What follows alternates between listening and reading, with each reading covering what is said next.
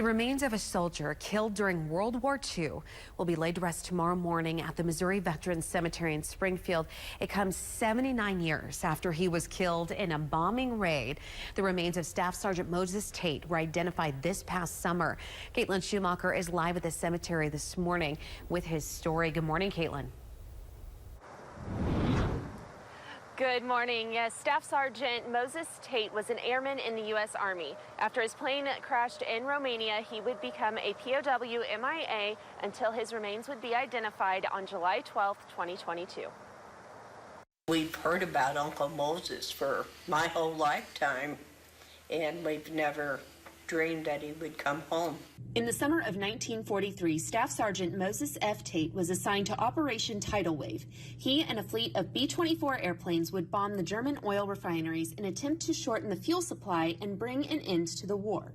The low-level mission would require the planes to fly at just 200 to 300 feet above target. Because the enemy anticipated the attack, 310 airmen were killed. Sergeant Tate was one of the 80 men who would be unidentified. Until now.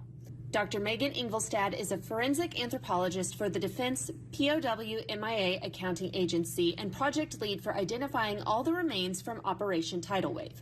I think it's the best part of this job. It's the most satisfying, rewarding part, being able to put a name on a person who has been unaccounted for, sometimes for something like 70 years, and return them to their family. And that's the best part. DPAA is working to identify the remains of the 80 men who did not return home. Once a soldier is identified, workers place a rose seal next to the picture to indicate his remains are accounted for. So far, 37 remains have been identified and returned home to their families.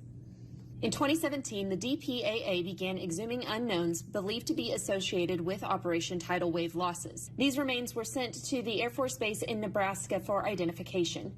Sergeant Tate's sister never gave up hope that one day he would be brought home and began recruiting family members to volunteer DNA to see if any of the unknown remains could be a match. She would not be alive to see it, but on July 12, 2022, the DPAA identified the remains and Sergeant Tate would return home. Wish Mom was there. That's all she talked about, Uncle Moses.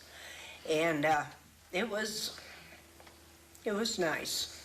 Geneva Janowski is the niece of Moses Tate. She received the call letting her know that her uncle was found and began working with the Army to have his remains brought to Springfield for a military funeral.